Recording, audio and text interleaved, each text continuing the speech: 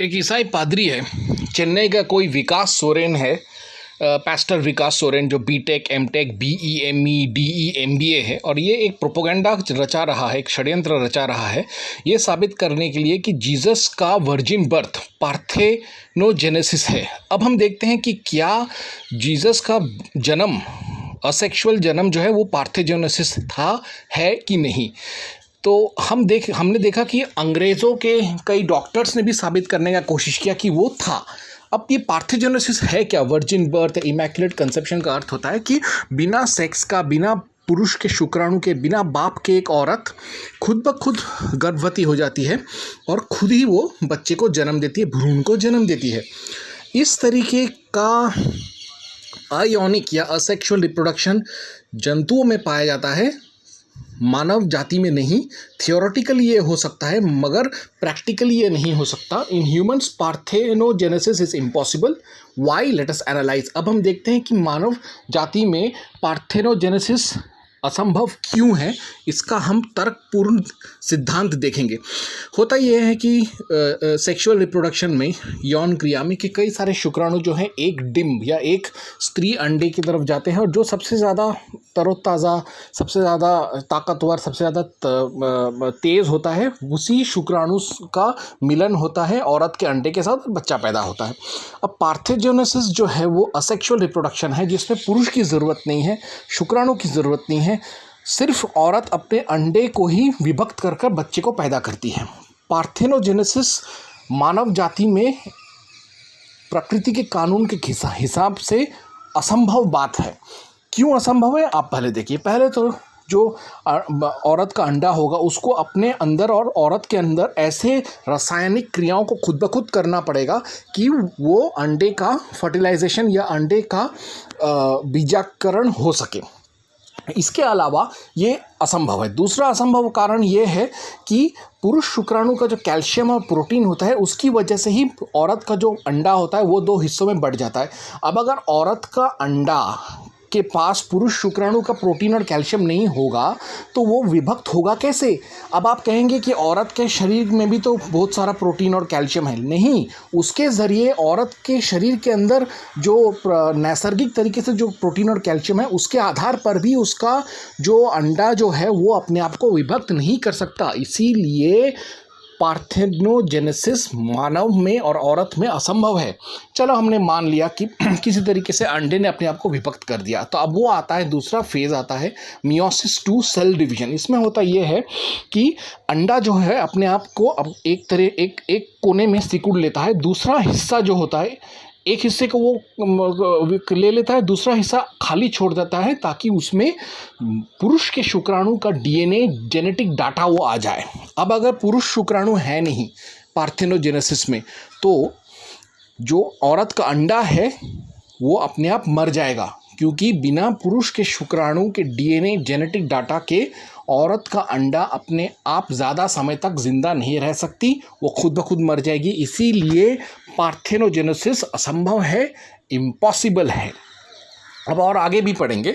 समझ लेते हैं कि हम ये औरत का अंडा किस तरीके से बच जाता है और वो विभक्त कर लेता है। तो ऐसे सूरत में जो भ्रूण होगा, जो एम्ब्रियो या फीटस होगा, उसमें पहले से ही, जन्मजात से ही लिवर ट्यूमर, टीथ ट्यूमर, आई ट्यूमर के कीटाणु लेकर पैदा होगा। और ये जो बच्चा पैदा होगा वो बहुत कमज़ोर पैदा होगा, ज़्यादा दिन चलेगा नहीं, मर जाएगा। और अगर ज़िंदा रहा भी तो वो पैदाइशी लिवर ट्यूमर, आई ट्यूमर, टीथ ट्यूमर के साथ रहेगा। लेकिन इससे पहले एक बात बता दूं कि अगर औरत के अंडे ने अपने आप को विभक्त कर भी दिया, पुरुष शुक्राणु के बगैर अगर उसको ट्यूमर भी नहीं होता है तो भी वो 10 दिन से ज़्यादा जिंदा नहीं रह सकेगी। इसीलिए मैं कहता हूं कि पार्थेनोजेनेसिस इंसानों में इम्पॉसिबल है, असंभव है, हो ही नहीं सकता, कल्पना के परे है। इसीलिए इमैक्युलेट कंसेप्शन ऑफ मेरी एक झूठ है, स्कैम है, इम्पॉसिबिलिटी है। जीसस का वर्जिन बर्थ झूठ है, सफ़ेद झूठ है। और पार्थेनोजेनेसिस को जीसस के जन्म के साथ जोड़ना गलत है।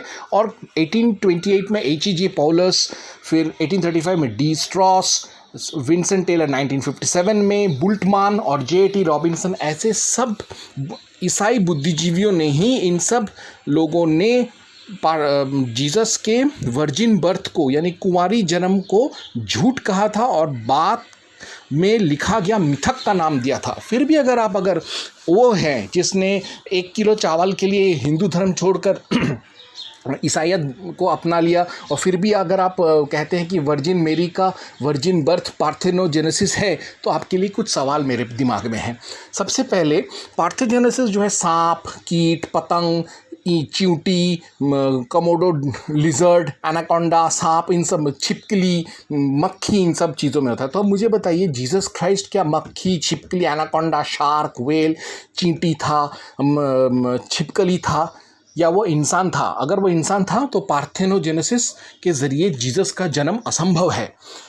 क्या जीसस पेड़ पौधा था जो वो बिना यौन क्रिया के पैदा हो गया बीज से? या जीसस क्राइस्ट अमीबा था जो वो असेक्सुअली बिना यौन के, बिना सेक्स के पैदा हो गया, बिना पुरुष शुक्राणु के पैदा हो गया? क्या वो अमीबा था? और भी सुनिए, दूसरा प्रश्न मेरा अभी एक और तगड़ा प्रश्न है जो बचा है, वो ये कि अगर हम मान लेते हैं कि पार्थेनोजेनेसिस होता है, पार्थेनोजेनेसिस चाहे वो जानवरों में हो, जीव जंतुओं, कीट पतंगों में हो, पेड़ पौधों में हो, वो हमेशा हम देखते हैं कि जो बच्चा पैदा होता है पार्थेनोजेनेसिस में, कुदरत के नियम के हिसाब से हमेशा वो एक मादा स्त्रीलिंग बच्ची पैदा होती है, लड़की पैदा होती है। तो क्या जीसस क्राइस्ट पार्थेनोजेनेसिस से अगर पैदा हुआ तो क्या वो पुरुष नहीं होकर औरत था, लड़की था? अगर ऐसा था तो आप लोग सूली पर नंगा जीसस को पुरुष नहीं, एक नंगी औरत के रूप में क्यों नहीं दर्शाते? पार्थेनोजेनेसिस से अगर वो पैदा होता तो फिर वो औरत होकर पैदा होता। फिर अगर हम मानते हैं कि जीसस क्राइस्ट का कुंवारी जन्म हुआ और वो मेरी ने अपने ही अंडे से जीसस को पैदा किया, इसका मतलब यहोवा का कृपा, यहोवा का पवित्र भूत उसके अंदर था नहीं। तो इससे साबित हो जाता है कि अगर हम पार्थेनोजेनेसिस को माने तो जीसस क्राइस्ट कोई खुदा नहीं था। फिर अगर हम ये माने कि जीसस का कुंवारी जन्म मेरी का पार्थेनोजेनेसिस था, तो फिर यानी 2 Samuel 7:12 to 16, Matthew, Luke 1:32 to 33, acts 15:15 to 16, Hebrews 1:5 के हिसाब से जो ये कथन है कि जीसस के अंदर डेविड का खून होना चाहिए, DNA होना चाहिए, वो नहीं था। यानी वो सिर्फ उसके अंदर मेरी का ही खून था और वो मसीहा नहीं हुआ। और तालमुद, उसके हिसाब से अगर हम देखें तो तालमुद ये कहता है कि मेरी एक रंडी थी और उसके कई क्लाइंट्स थे, कई ग्राहक थे, आशिक थे। उनमें से एक था जो एक रोमन सैनिक था जिसका नाम था पंटेरा, जिसकी वजह से जीसस का नाम था यशुआ बेन पारिया या यशुआ बेन पंतेरा। इसका मतलब होता है यीशु यानी जीसस, पेरिया या पंटेरा का बेटा। तो इसी से मालूम पड़ता है कि मेरी किसने कोई चमत्कार नहीं किया, उसने छिनाला करके जीसस को पैदा किया। दूसरी बात, मेरी का छिनाला का एक और प्रमाण है कि जो नियोग लेके सब लोग मजाक उड़ाते हैं हिंदुओं का, लूक 1:26 to 38 अगर हम पढ़े तो उसमें मालूम पड़ जाता है कि शादी से पहले जो मेरी ने किया वो सिर्फ संभोग था, नियोग संभोग था, जिसके आधार पर गैब्रियल या यहोवा के साथ संभोग करके उसने जीसस को पैदा किया। अभी आप देखिए उसका हिंदी में उसका अर्थ देखिए, लूका 1:26 to 38, और देख तू गर्भवती होगी और तेरे एक पुत्र उत्पन्न होगा तो उसका नाम यीशु रखना। मरियम ने स्वर्गदूत से कहा, यस क्यों कर होगा, मैं तो पुरुष को जानती ही नहीं। स्वर्गदूत ने उसको उत्तर दिया कि पवित्र आत्मा तुझ पर उतरेगा और परम प्रधान की सामर्थ तुझ पर छाया करेगी, इसलिए वो पवित्र जो उत्पन्न होने वाला है परमेश्वर का पुत्र कहलाएगा। मरियम ने कहा, देख मैं प्रभु की दासी हूँ, मुझे तेरे वचन के अनुसार हो। इसी से पता चल जाता है कि मरियम ने प्री मैरिटल सेक्स किया, शादी से पहले संभोग करके जीसस को पैदा किया और अपना कुकर्म छुपाने के लिए कह दिया कि मुझे यहोवा ने पैदा किया है। और वहीं से पार्थेनोजेनेसिस का पूरा झूठ रटाया ईसाई समाज ने।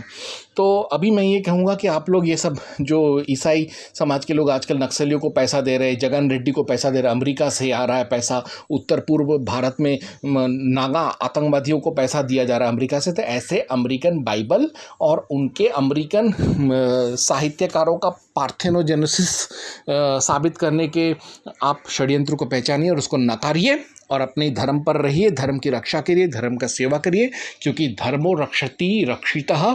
जय हनुमान, जय बजरंगबली, जय श्री राम जन्मभूमि मंदिर अयोध्या, जय राम, जय हिंदुत्व, जय हिंदू, जय भारत, जय हिंदुस्तान।